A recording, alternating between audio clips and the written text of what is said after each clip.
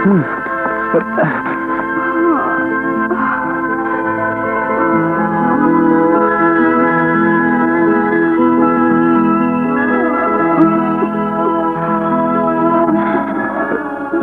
আলী, শান্ত হন চাচা, আল্লাহকে ডাকুন, সব ঠিক হয়ে যাবে। ওষুধগুলো খাইয়ে দিন। Okay sir. ডাক্তার বলুন। রক্ত গিয়েছে প্রচুর, বিপদ এখনো কাটেনি। না, আমাকে মাফ করে দিন ডাক্তার, যত টাকা লাগে আমি দেব, আপনি রেশমাকে ভালো করে দিন। না, তোমার মতো অসামাজিক উশৃঙ্খলের পয়সায় আমি ভালো হতে চাই না। আমি তোমাকে ঘৃণা করি। I hate you. আপনারা একটু বাইরে যান প্লিজ, যান। বাবা আলী, তোমার কারণে মা মরা মেয়েটা আমার এখনো বেঁচে আছে, ওর কথায় তুমি কিছু মনে করো না।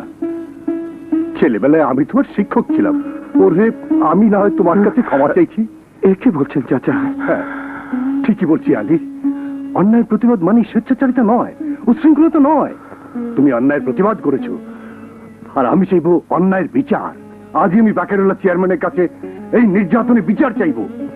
নমস্কার। নমস্কার। আসসালামু আলাইকুম। ওয়ালাইকুম আসসালাম। ওয়ালাইকুম আসসালাম।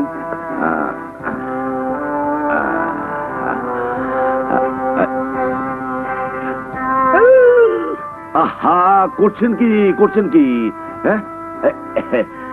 আপনারা সোফার উপর বসুন, এগুলো সব আপনাদের জন্য। হ্যাঁ, বাপ দাদার সম্পত্তি তো। ওই নির্বংশের জাত, আমি নগণ্য একজন সমাজসেবক, আমার জন্য ওই নিচের জায়গায় যথেষ্ট। দামি সোফায় বসে জনসাধারণের সমস্যা ঠিক বোঝা যায় না। দেখলেন কত বড় মনের মানুষ। এবার বলুন, আপনাদের কার কি সমস্যা? হুজুর, আমি একজন গরিব কৃষক, সারের অভাবে ঠিক মতো জমি জমা চাষ করতে পারি নাই। বড় পোড়াটা সার চাইতে গিয়া গুলি খেয়া মরল।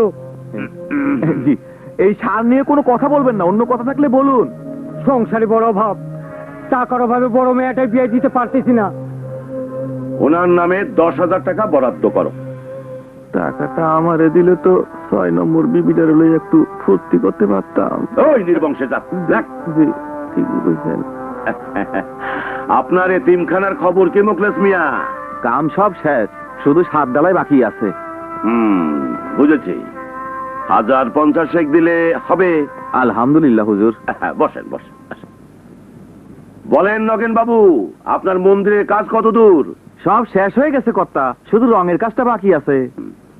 মন্দিরের নামে 20,000 টাকা বরাদ্দ করো। হ্যালো বস, আমি সিরাজ কইতে আছি। রেশমারে দিগম্বর করবার লাগে মিরাজে পাঠাইছিলেন। মিরাজ নিজে দিগম্বর এই হাসপাতালে জানলে আলোটাছে।